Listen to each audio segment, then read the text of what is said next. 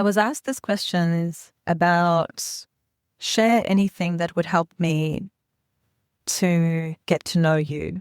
And I suppose we have to start with my parents because my upbringing is a little eclectic, to say the least. Because my mum was 20 when she had me. My father was 20 years older than my mother, so he was 40. So he had left Scotland, I think, when he was 36 years of age. He had been a chef, a racing car driver, and he'd studied theology. He was a man that could reinvent himself time and time again. Most of my life, my father had a company called Steel Reinforcing, and he built so many of the buildings in Cape Town in South Africa, as well as the De Kloof Tunnel. He was also a deep-sea diver and worked for the government in deepest, darkest Africa in a place called Umtata, which is where I was born. My mum and dad decided to do a trip around Africa. My father purchased an old ambulance and he fitted it out, kind of like you would fit out a van today to go camping around Australia, for example. My mother went into labour early with me on the 3rd of July, 1976. There were no hospitals in Umtata, so they bashed on the doors of a nunnery in the middle of the night. And the nuns let my mum in, but wouldn't let my dad in, so they shut him out. I was born within 2 hours in a nunnery, surrounded by beautiful, gorgeous, Black, African, isiXhosa women and my mother. isiXhosa was my first language. I spent 2 years in Umtata, where apparently I never saw another white child. So only knew Black children. What an incredible way to start in the world. Apparently in the 1800s, my great-great-grandmother was Black and the child was adopted into the family, which was something that was very shameful at the time, but it's something that creates a really strong sense in me. I just cannot understand how you can judge a human being for the color of their skin. And it infuriates me to think that people do. And I cannot fathom it. I cannot believe it, and it needs to change. The education needs to be there so that people understand that different is not bad. Different can be absolutely beautiful. There was an incredibly traumatic accident that happened that apparently my father would never forgive my mother for. If you look closely at my forehead, there's a huge scar from my left eyebrow right up until the hairline on my head. When I was a little girl, it was thick and red and pink like an earthworm. And that's why my mother always cut me a fringe so that she could hide this awful scar. She would also tend to it on a daily basis. She would ensure that I came into her dressing room. She would puncture the hole on a little capsule of evening primrose oil and she would rub it into the scar every single day. I know that she felt extreme guilt and awful about the experience. It was a head-on collision with a truck. It left me with a broken leg and lots of broken bones. My mother broke her collarbone and her arm, and I think her front teeth were knocked out. I was left in traction in an African hospital for 6 months by myself. Post this experience, my father thought water therapy would be a really good idea to get me back on track. And by the age of 2, I was deep-sea diving with tanks. We would get crayfish and paralimon and arikrikel and you name it. My father was trained in the Special Forces in the British Army as well, so he believed that it was important that we had drown training sessions and understood how to react in times of crisis. By the time I was 5, I could shoot the head off a protea. We would do gun training practice and we would do drown training practice, and it was petrifying and scary, but also strangely fun and weird. And I'm not sure how many other kids grew up doing those sorts of things. Now I know it's really unique, to say the least. I think unique is kind. I loved him, but he had PTSD from the war. He was in the war where he fought with the Greeks against the Turks in Cyprus. My father would wake up in the middle of the night and he would see men on horseback riding towards him with guns and rifles. And he would believe that he needed to protect our family. And through the double sliding glass windows in his bedroom, this was real. He would take the guns, one of many. He had a gun room that contained lots of rifles and guns and all sorts of weaponry, including knives. His ski and do was his favourite. He would tell us about stories about his times in Scotland with the ski and do and how important this was to his people and how they wore skirts, and they hid the ski doos in their socks so that they would always be armed if trouble was around the corner. I was later told that his family and his brothers, all 7 of them, were trouble and very violent. So the men on horseback that were coming towards him with the rifles, he would shoot at them. So we'd wake up in the middle of the night and all of the windows in our family home would be shot out by my father, who was traumatized and petrified and seeing men on horseback with guns coming towards us.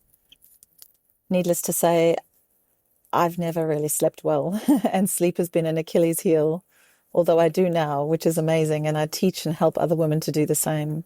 It is possible. I wet the bed until I was about 10 years old, and that makes perfect sense to me. I was petrified. And in traditional Chinese medicine, this is the connection between the bladder and the kidney, which is all about fear. I also bit my nails down to the quick, and I was extremely nervous and anxious and sensitive and had no idea that I experienced anxiety, probably from the womb. So I really did birth into a dysregulated nervous system. I can tell you that I learned to regulate my nervous system in my late 40s, and it's the biggest gift I've ever given myself. And it's one that I am absolutely dying to give every single woman in perimenopause with a dysregulated nervous system that is in a sympathetic dominant nervous system state, because I understand what it feels like. I really, really do. I would spend a lot of my time trying to regulate my nervous system, although at the time I didn't realize that that's what I was doing. My father was a gambling man, so we would go from riches to rags on a regular basis. We would go from living in a home with an Olympic-sized swimming pool and tennis courts, gardens, garden boys, maids, Great Gatsby-type style parties with lots of friends who were always there when we had money, but nowhere to be seen when we were living in someone else's garage and when my father had lost everything again. My treehouse was one of my favorite places. My father built me a treehouse in this beautiful big tree that overlooked the shed and the garden hedge. I would walk along the garden hedge for hours and hours and hours. It was almost about 1 meter in diameter. I would generally have a chameleon on my shoulder and Bluey Boy, my budgie regar, on the other. I would have moles in the bottom of the gardens and butterflies as big as my hands flying around me. All insects and animals in Africa are like on steroids. We had Rottweilers, of course, for safety. My father had trained them to kill. Again, petrifying, although they never hurt us, they were beautiful. My sister would actually pick up the skin on the back of their backs and bite it and ride them like a horse, which was just crazy. We had ducks and chickens and cats. Susie, my little ginger cat, was my favorite cat of all, and I'd completely fallen in love with miniature schnauzis by the age of 6. I had a miniature schnauzie called Stinky. It was so traumatic when I saw him run across the road and get hit by a car. I saw lots of trauma, and I saw lots of danger, and I saw lots of violence, and I felt lots and lots of pain in my childhood. This really did leave me to have an incredible pain threshold. I birthed my son within 2 hours and felt absolutely no pain, and if that's the silver lining, I'm so grateful for it. So I'd spend hours in the garden down-regulating my nervous system and collecting dragonfly wings and animal skeletons, bunny rabbits and eggs and all sorts of things you can imagine, botanical twigs and flowers. The skeletons really just completely blew me away. I loved the intricacy of the fact that there was skin and hair and then flesh and a skeletal system. I was fascinated by biology. I would dry the leaves out in the sunshine so that I could see their skeletons, and I'd do the same with the twigs and leaves and dragonflies and you name it, anything I could find. If I could put it in my little apothecary and my printer's tray underneath the dining room table and underneath the floorboards. When my mother discovered it one day, she said, "I always knew that you were a healer. I always knew that you were a medicine woman in a past life." I absolutely love the garden. I absolutely love nature. I love plants. I love trees. And I absolutely love animals. I always had hamsters and rats and felt so close to these creatures that also helped me down-regulate my nervous system and love me back unconditionally and helped me feel calm and peaceful. The garden and nature did this for me too. I would spend hours and hours underneath the fig tree and with the mountain tortoise that used to come down off the mountain and lay their eggs underneath the fig tree, and then we would get to see the babies born in the springtime. It was magical. It was fascinating, and it was completely ethereal. The devastating accident that I think changed my mother, my father, and I for good was when my father was called one day and told that his wife was in the hospital and that she had been in a terrible car accident. And he said, "Where is my daughter?"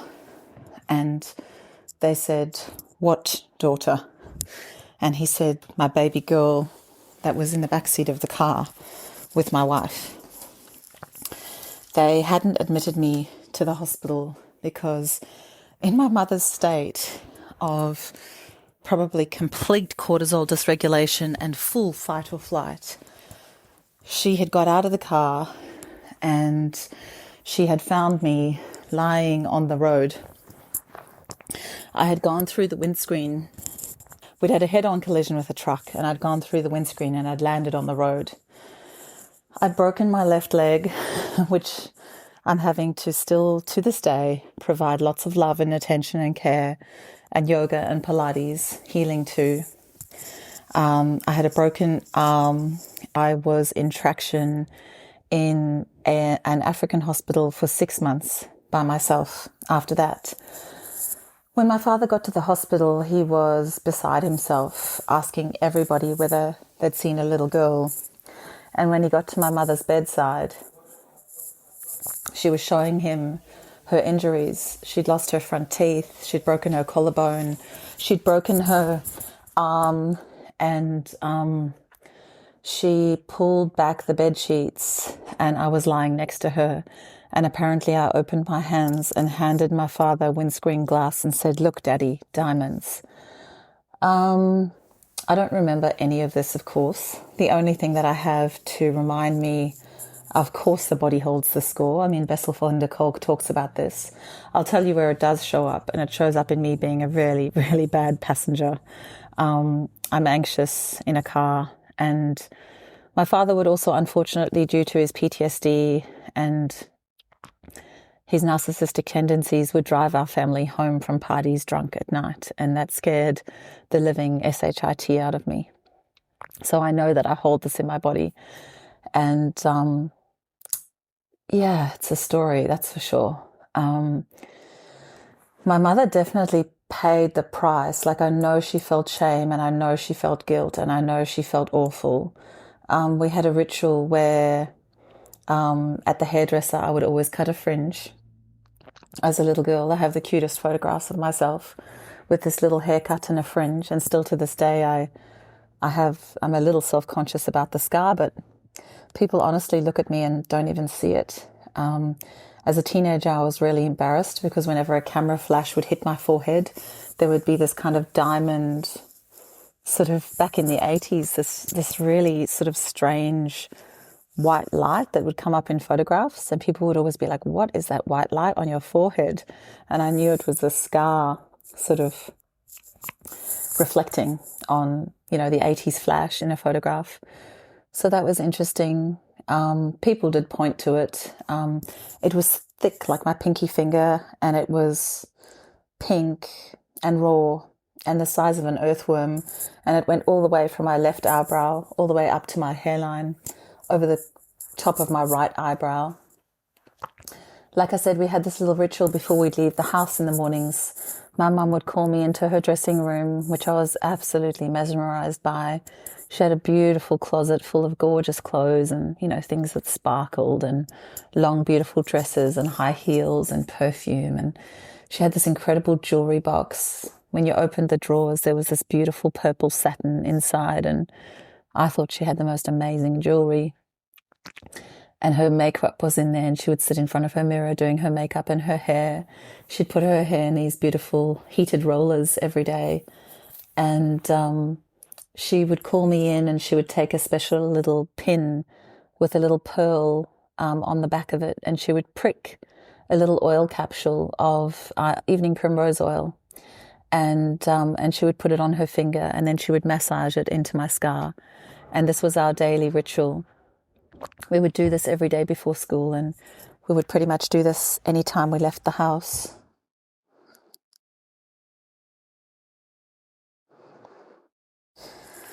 My father had been trained in the Special Forces in the British Army, I was told. I do have a photograph of him looking very dapper in uniform. He was a very, very, very handsome man. He was also a playboy, and unfortunately I found out a little later in life that he'd had affairs with many of my friends' mothers and our neighbours. I was so devastated and embarrassed. But of course, this wasn't my fault. But I was embarrassed nonetheless. But he had this special forces training. And I think growing up in Africa, to be honest, I think he was actually petrified all of the time. And with high levels of PTSD and high levels of, he was highly skilled and highly trained. He wanted to keep us safe, and I think the only way that he knew how to do that was to pass on some of these skills. So not only would he do dive training, drown training, shooting training, he would talk through procedures, and he would talk through if, certain things happened, how we would need to handle them, to the point where we had a process whenever my parents would go out, and I've got to remember to go back and tell you about the water therapy that he decided was a good idea after my operation, or after my, I had an operation on the leg that I was in traction for 6 months for in this African hospital. But he would run through drills in the home. If my parents went out of an evening, we would have the nanny come in. She would live on the property, but in the maid's quarters, and she would come in and be with us in the home. But he would run through the drill of where the gun cabinet was, and if anybody was trying to break into the house, which gun I would choose. And then there was this process where I would go into my mother's dressing room and I would make sure that I took the phone, and he'd purchased a special phone that was cordless, so I could take the cordless phone into the dressing room, lock the dressing room, be armed, and then make the phone calls that I needed to make. But he also decided to train us in shooting. So by the time I was 5, I could shoot the head off a protea, and we would do sort of target training on a regular basis. As well as drown training, he would make us put the tanks on.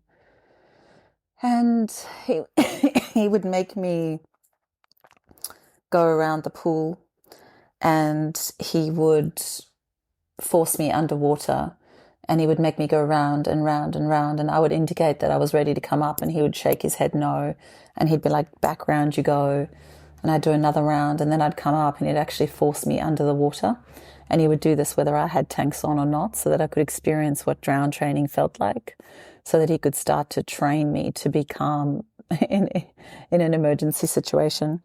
To be honest, I think I'd be a brilliant surgeon. Perhaps I'll come back and do that in my next life. But he decided after the accident, when I had 6 months in traction in this African hospital, that some of the best therapy for me would be water therapy. So he taught me at the tender age of 2 to dive with deep sea tanks on. We would go diving for crayfish and paralamon and arakriakul, and my father would have a spear gun. He would often do spear shooting. He never allowed me to use a spear gun. He didn't feel like I had the skills. He thought that was sort of next level dangerous. But he used to do crazy things like take a gummy shark that's going past him and shake it by the tail and send it down a gully that I was in, just to see the reaction and to ensure that I reacted appropriately with regards to shark training and danger. Because of course, I grew up swimming and diving in the waters where there are great white sharks. I think it's the largest colony in the world in South Africa. So needless to say, my upbringing was rather unusual, quite extraordinary, petrifying, illuminating, abstract, ethereal, incredible, eye-opening, wonderful. We explored Africa, we explored Mthatha. My father would take me up the west coast, we would go diving, we would do the most incredible trips. It was just absolutely phenomenal. The landscape, the land, Table Mountain, the fynbos, the people, the coloured people, the beautiful black isiXhosa people, the beadwork, the artwork, the food, the smell, the lay of the land. I'm absolutely in love with my place of birth, and I could not be prouder to be a South African woman with a black African bloodline. I certainly have the booty and the cheekbones and the teeth, and I definitely have the hair, that's for sure. When I let it go crazy, it certainly is. I rely heavily on a hairdryer and a straightener most days. But as I'm getting old, I'm getting braver about letting it go and letting it be wild and crazy and curly. So watch this space. I'm estranged from my younger sister, who is 8 years younger than I am. It's a very, very sad story because there was so much dysfunction in our family. And my parents got divorced when I was in standard 8. So in South Africa, you go into high school in standard 6. So it was my 3rd year of high school. I was dropped off at the boarding school at the age of 15. My parents sold the family home at the time. I'm 49 years old this year, and I've moved 46 times in my life. We moved a lot as kids. My parents were unstable. We were always renting. And then, like I said, my father went from rags or riches to rags quite a few times in my lifetime. We would go from the incredible house on the hill to, I'll never forget the time we moved into the back of somebody's home. So we were actually, as a family, at that time it was my sister born? She might have just been born or just about to be born. I think it was just the 3 of us. I think it was my mum and my dad and I and 2 cats. Scotty was one. No, Scotty wasn't the cat. Socks was the cat. And we had all these, incredible artifacts and bows and arrows and pipes from the isiXhosa people and carvings and beautiful books. And my father was incredible with woodwork, so we had incredible yellow wood and stinkwood furniture with rimpi seating. If you know what rimpi is, it's kind of like a leather string that they use to string the chairs. And I remember one day my father was sitting in what we were using as the lounge as part of this garage, in this big mahogany coloured leather chair.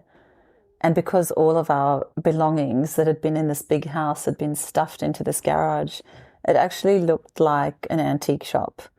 And I remember this beautiful, well-dressed woman just walking through the front door and just started walking around our lounge room, pointing at things and asking how much things were. And that's when I saw my father just morph into whatever it was that he needed to be in that moment. And he sold things out of our lounge room to this woman and delivered them to her house. There was a gully kitchen. My mum was in the gully kitchen and she was mortified. She could see what was happening and was just speechless. And in that home, my beautiful kitty had kittens in my T-shirt drawer. I remember I came home from school and opened the bottom drawer to put on a T-shirt and some shorts. And there was blood and like 14 kittens in the drawer. And I was just so delighted. It was just the most incredible day. I just felt so special. And my mum told me that she chose me. She told me that the kitty felt safe and seen and loved and safe in my room. And that's why she chose to have her kitties there. And that was an incredible childhood memory. Absolutely loved it. Yeah, I was estranged from my sister in about, to begin with, she was 8 years younger than I was. So I really grew up like a single child. And then because I went to boarding school at about 15, 16, I was dropped off at boarding school and I didn't really see my mum much at all again until she came to visit me in Australia when I was 24. So that was an incredibly difficult time. I was very undermothered.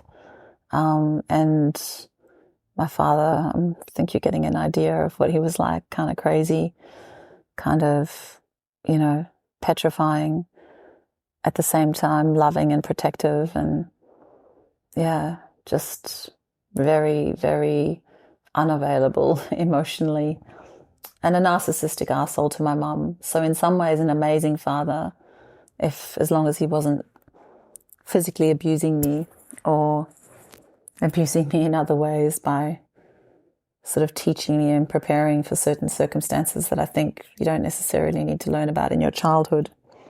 Didn't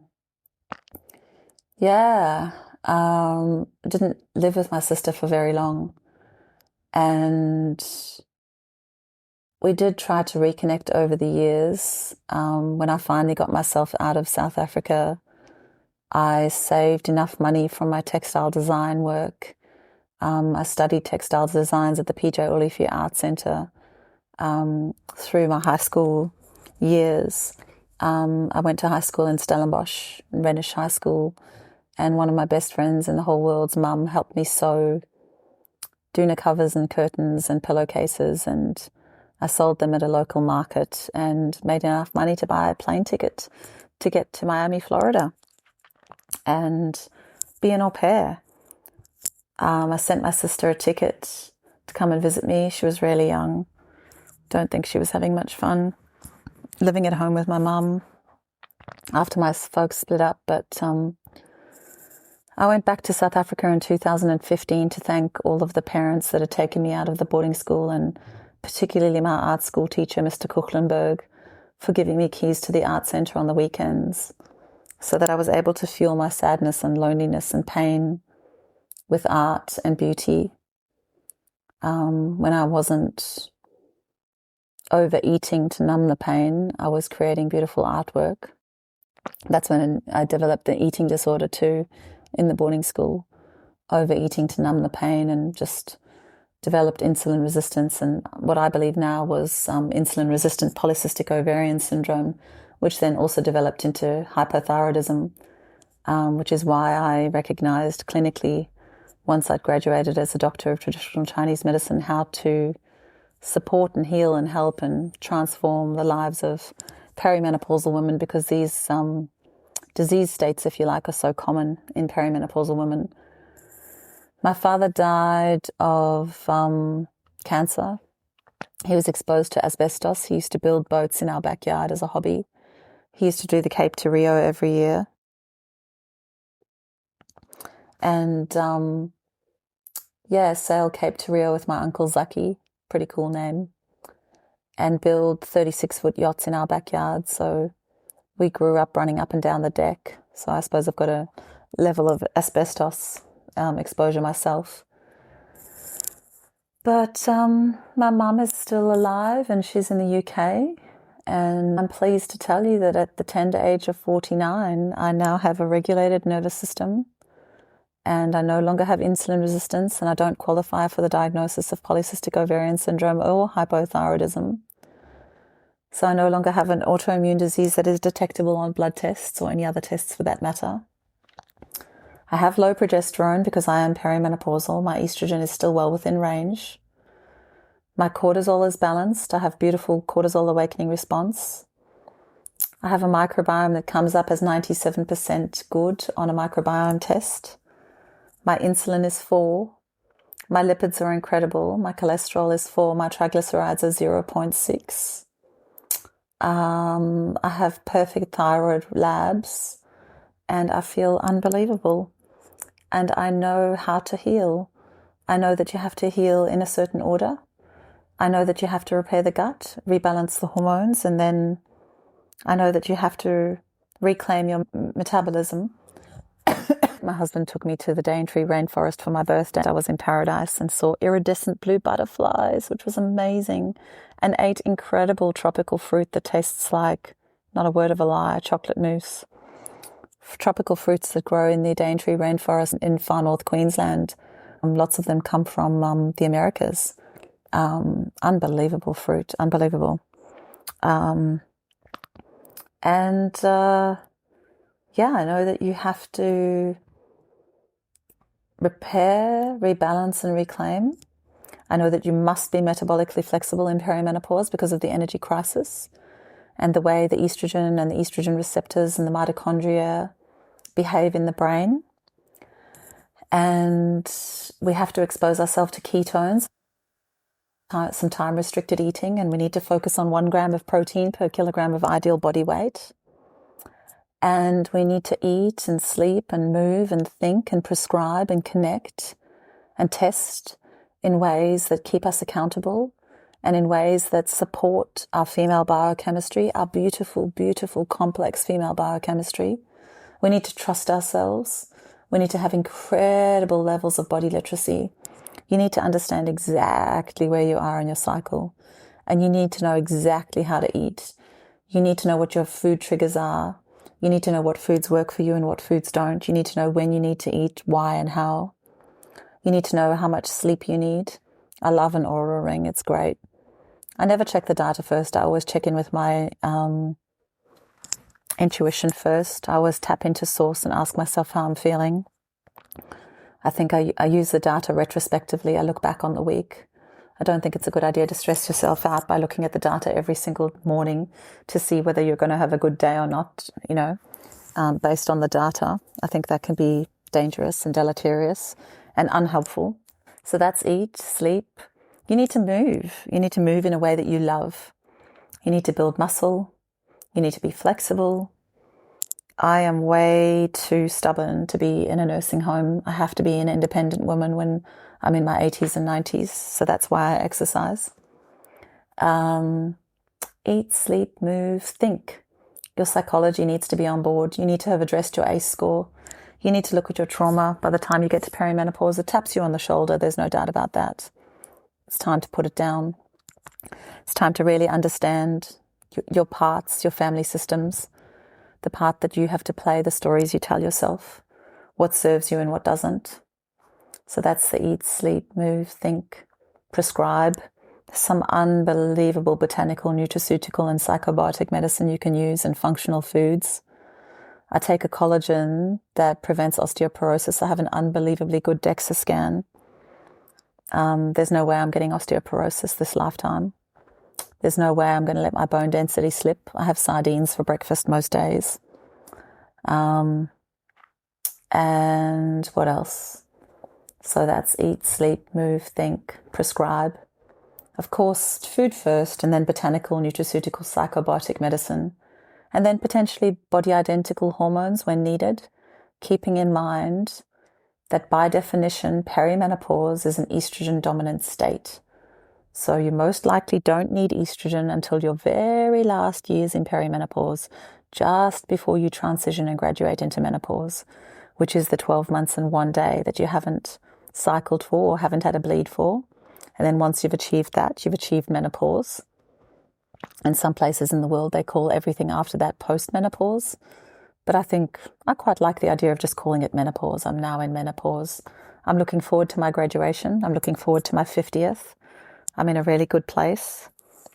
After realizing that I needed to take responsibility for attracting narcissistic assholes into my life, and why I was doing that based on my family of origin and my dad, to say the least, I chose the exact opposite and attracted the love of my life, my beautiful Jan. I'm now married to the love of my life. I married him at 48, and that was one of the best decisions of my whole life. The other best decision was to have my beautiful boy, my son, Tem, who, as we speak, I'm 49 and he's 19. He's just had his 4 molars removed, the poor thing. So I'm nursed today, just sitting up in the bedroom while he rests, letting you know what it is that I think you need to know. The body literacy piece is incredibly important. Body literacy used to just pertain to the fact that you needed to identify and understand your menstrual cycle. But I really think you need to understand that and so much more. So I'd like to expand that definition. I think you need to really understand how to eat, sleep, move, think, prescribe, connect. We have to connect. The loneliest people in my clinic are the sickest people in my clinic. And then after that, I quite often see very unwell people who don't take in any animal protein. But there's absolutely no judgment there. I honestly think that vegans and vegetarians are some of the most beautiful people in the whole world. I mean, can you imagine? These are human beings that don't want to eat other living things. It's such a beautiful way to think and be. But honestly, I don't see it supporting female biochemistry. I see it causing really strange things to blood cells, blood platelets. I see really weird shaped red blood cells in beautiful perimenopausal women that don't eat animal protein. I see lots of autoimmunity. I see lots of sarcopenia. I see lots of psychiatric conditions. They don't get the B vitamins to support the nervous system. There's lots of wound healing issues. They don't have the zinc, the B12 for the intrinsic factor. Their gut so often goes out. Anyway, I'm not here to judge. I've had a clinic in Melbourne, Australia for 20 years, and it's in the heart of Brunswick, and Brunswick is eclectic and ethereal, and it's a miscellaneous melting pot where there are lots of LGBTQ, other beautiful human beings that don't identify as this or that or the other. They've got that beautiful freedom. And of course, with that often comes the sensitivity to others, and they don't eat animals or animal protein. And honestly, I really, from a spiritual perspective, respect them for it. But when I see the biochemistry, I just know that it doesn't serve them. It certainly didn't serve me. I was the fattest, most unhealthy vegetarian when I tried that way of eating, unfortunately. I did try. So yeah, we need to understand, believe. We really need to believe women. Society has this incredible capacity to allow women to suffer, and it needs to end. Just look at endometriosis or polycystic ovarian syndrome. When these women call into work, and tell people that they're in the fetal position on the bathroom floor and they won't be in for days, everyone goes, yeah, that's about right. It's normalized that periods are painful. It's not normal to have a painful period. It's not normal to have clotting in your menstrual blood. Women need to, I really want to do a mother-daughter series. I want to talk about STDs. I want to talk about the fact that we need to use condoms. I want to talk about the fact that the oral contraceptive pill does not serve female biochemistry. We need to do better. I'll do a series on that. Honestly, if we told men that we've developed this incredible male contraceptive, but we just need to also give them informed consent, which isn't given to women. And we told them all of the side effects that happen to women on the oral contraceptive pill, there's no way that they'd pass it. There's no way they'd pass the bill. It just wouldn't pass the ethics committee. If we told them that it'd make them a hot mess and anxious, and if we told them that it would, make them feel neurotic, strip their microbiome of beneficial bacteria, cause an issue with their vaginal microbiome, give them thrush, make them neurotic, downregulate their nervous system, strip their body of B vitamins, which leaves them as a nervous wreck, adjusting their immune system. All the young women that I see in my clinic who've had, long-term oral contraceptive use, even short-term oral contraceptive use, they have the shittiest mental health. They don't trust themselves. They don't trust their bodies. They've got skin issues. They start losing their hair. It shrinks their clitoris. No wonder women can't have orgasms. It makes them neurotic. What else does it do? They get sore throats. They get these constant sore throats. Anyway, I'm rambling. You need to know that health is biopsychosocial. You need to know that you need to repair in a certain order. Repair, rebalance, and reclaim. Repair your gut, rebalance your hormones, and reclaim your metabolic health. And then you need to know how to eat, sleep, move, think, prescribe, connect, and test. And this will allow you to be zesty and vibrant and vital for the rest of your life. So invest in yourself. You deserve it. It's your time.